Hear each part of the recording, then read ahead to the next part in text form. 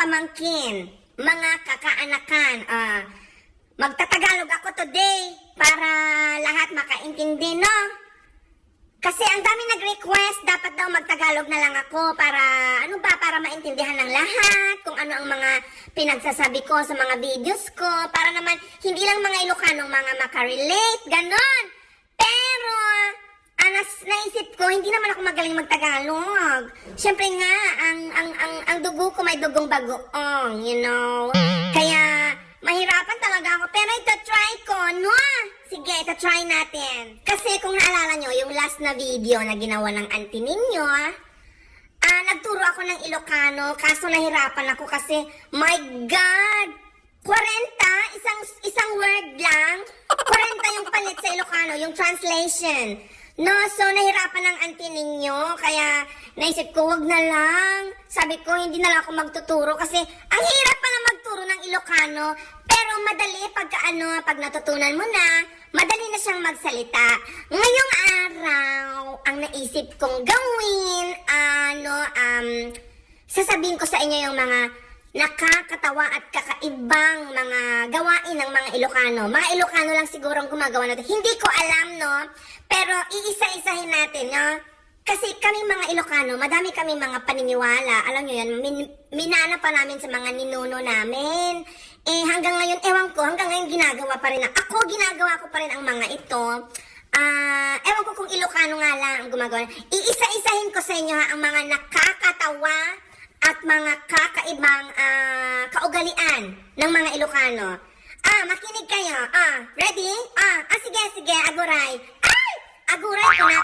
Sabi ko, maghintay. Sige, may lesson tayo ngayon. Aguray, wait. Ha? Aguray, maghintay. Sige, ito na. Iisa-isahin ko yung mga kaugalian ng mga Ilocano na nakakatawa at weird. Okay, hindi na ako magpapaligoy-ligoy pa. Unahin natin yung ito, ewan ko kung siguro sa iba din naman ginagawa ito. Yung para daw dumaldal ang bata, para daw dumaldal, makapagsalita na agad-agad yung bata. Pakainin daw ng pekpek ng baboy. Ewan ko kung totoo yun. Pero ako kasi pinakain ako ng pekpek ng baboy, kaya siguro totoo kasi madaldal ang auntie ninyo, no? Pangalawa, yung kapag may sipon ang mga Ilocano, ito nakakatawa. Pag may sipon kami, paano ba yung agpangres? Hindi ko masabi yung agpangres. Sisinga! Sisinga, pangres. Pangres, singa. Sa Tagalog, ha? Bale, i-cover namin yung tatakpan namin yung isang butas ng ilong namin. Depende kung saan ka sisinga, no? Sisinga ba yon? O, tama. Tatakpan namin yung butas ng ilong namin. Isa. Takpan mo yung kaliwa, kung sa kanan lalabas yung sipon. So isinga mo, takpan mo yung isa, tapos isinga mo. Ay, sorry. Meron palang laman. Oh my God, nakakahiya. My God. Ay, nahiya ako talaga. Pasensya na.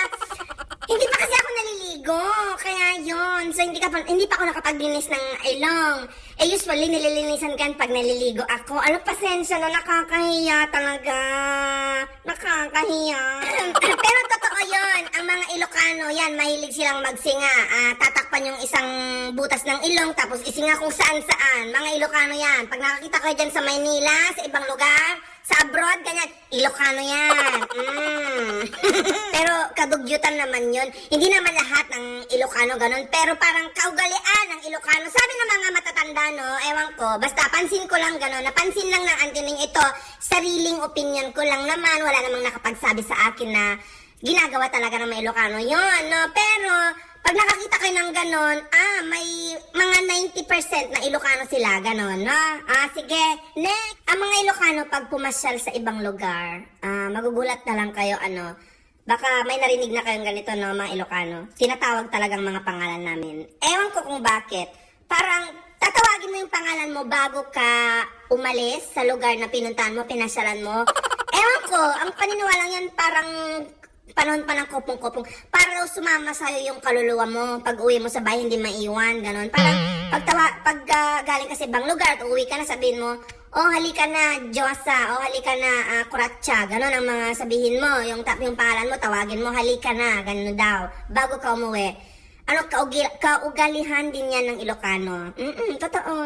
Oh, ito pa, next. Ano, naniniwala pa rin kami sa, alam mo yun, pagka may nakapansin sa'yo or may sa tawag sa amin yun eh, anong ang Ilocano nun, ewan ko anong sa Tagalog, pero yung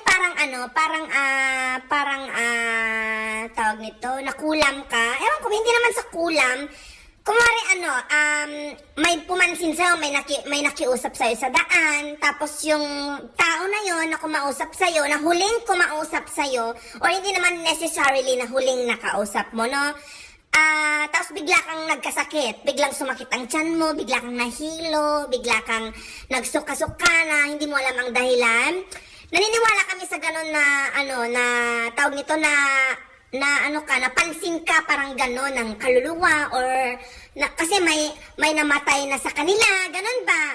Hindi ko masyadong may paliwanag, pero totoo yun. Tapos, so hahanapin mo sila, isa-isa yung mga nakausap mo sa araw na yan. Tapos, parang magpahilot ka. Ang tawag sa amin, tuktukal. Yung parang hawak-hawakan ng yung katawan mo, yung ulo mo, ganyan. Hanggang sa mahanap kung sinong nakapansin sa'yo, yung kaluluwang nakapansin sa'yo, parang ganon yung tawag.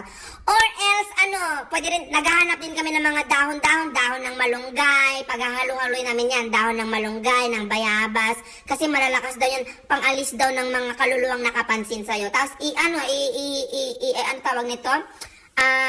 Ipapalo sa'yo, ipalo sa mukha mo. Yan, ginagawa din ng mga Ilocano yan, no?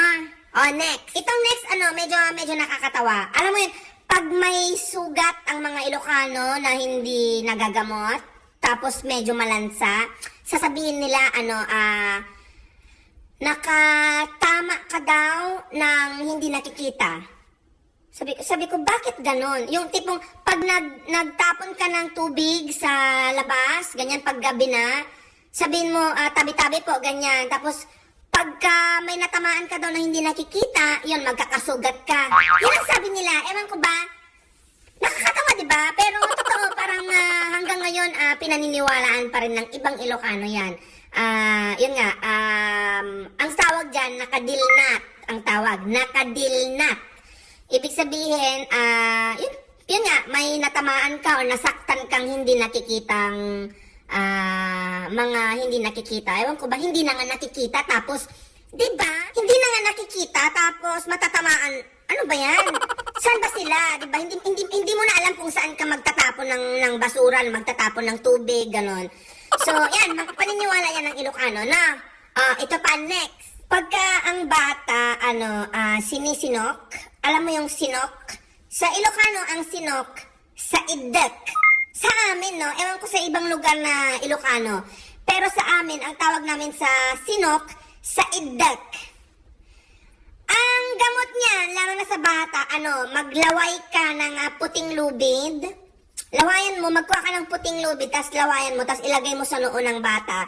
Yun daw ang gamot, pampaalis ng sinok. Minsan, sa matanda, minsan ginagawa ko yun pagka sinisinok pa rin ako. Kasi, ewan ko, parang effective naman siya. Oo. No? Next. Ito, kapag pinulikat ka, pulikat ba ang tawag sa alam mo yun, parang may kuryente, yung paa mo, yung kunwari, naupuan mo yung paa mo ng matagal, yung kamay mo, nahigaan mo ng matagal, parang magkakaroon ng kuryenteng pakiramdam. Pulikat ba ang tawag dun? Hindi ko alam, no, pasensya na, mag-comment na lang tayo kung anong tawag dun at mabasa ng auntie nyo para matutunan ko din anong Tagalog ng tawag dun. Pero sa Ilocano yun, pipikal. Agpipikal, sabi namin. Kaya pag agpipikal ang isang lugar or parte ng katawan mo, yun, pinulikat ba yun? O yun na yan, sabihin na lang natin pinulikat. Hindi ko talaga masabi sa oras na ito, nagvi-video na nga ako, diba? Hindi ko naman pwedeng hintayin bukas. Pag pinulikat ka, or may kuryente nga yung pakiramdam ng isang, parte ng katawan mo, lawayan mo daw. O laway, tapos, krusan mo. Oo, ewan ko ba, kakaiba talaga may Ilocano, no? Lahat ng gamot na, pag masakit ang tiyan, lawayan mo, tapos drawingan mo ng krus. O lahat ng sakit sa katawan, ang gamot laway, pag Ilocano. Kakaiba nga eh. Talaga. O O ito pa, next. Itong susunod, kapag ka may sakit, may trangkaso ang mga bata, kahit naman matanda, no? Ang the best na pagkain, ang tawag namin dun sa pagkain na yun, sigat. Sigat. Ang pagkain na yan yung alam mo yung pag kumulo na ang kanin, yung kulong-kulo na pero hindi pa siya luto, kukuha ka ng konting sa gilid-gilid lang.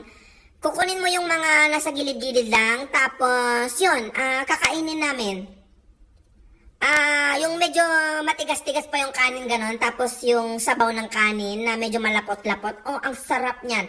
Kahit nga wala akong sakit, gusto ko yan eh. Kaya minsan pag nagluluto ako ng kanin, sinusobrahan ko ng tubig, tapos kukuha ako ng sigat. Sigat ang tawag namin dyan, no? Masarap din yan. Oo, Next, ito naman kapag dumugo ang ilong ng mga Ilocano, ang unang-unang gagawin nila, babasahin nila lahat ng mga naipit. Kili-kili, singit, leeg, pati yung yung batok. Lahat yan, babasahin nila ng malamig na tubig. Pagka dinugo sa ilong ang mga Ilocano, takbo agad yan sa gripo para basahin ang kilikili. Yun ang ginagawa namin. Ewan ko ba kung bakit mga matatanda talaga sa amin kung ano-anong mga pinapagawa, no? O yan, ginagawa din namin yan. O next, pag may pilay ang mga Ilocano, magdikdik sila ng luya. O kaya, dahon ng kamote.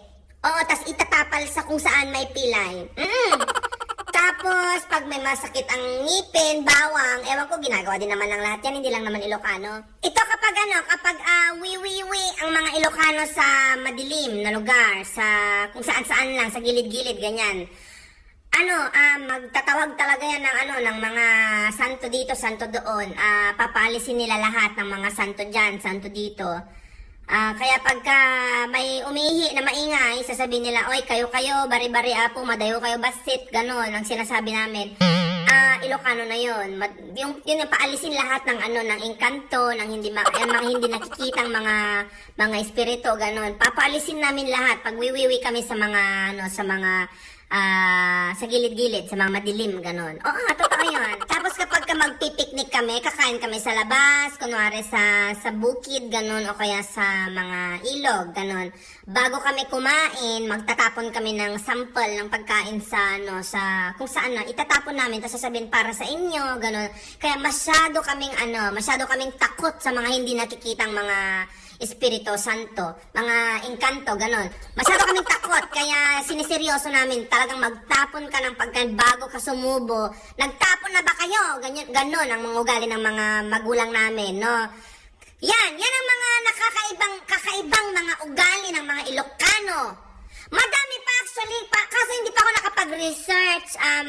Magre-research muna ako, tapos gawa ulit ako ng part 2 ng mga kaugalian na nakakatawang ugali ng Ilocano, no? O kaya mag-comment kayo, lalo na sa mga pamangkin kong Ilocano, mag-comment kayo para mabasa ng auntie ninyo, mabasa ng iba, ano pa nga ba yung mga kaugalihan ng Ilocano na ginagawa nating mga Ilocano na kakaiba at nakakatawa. Yun lang. O sige ha, sana nag-enjoy kayo dito sa video na ito ha. Maglalaba pa ang auntie ninyo ha. Sige! Bye!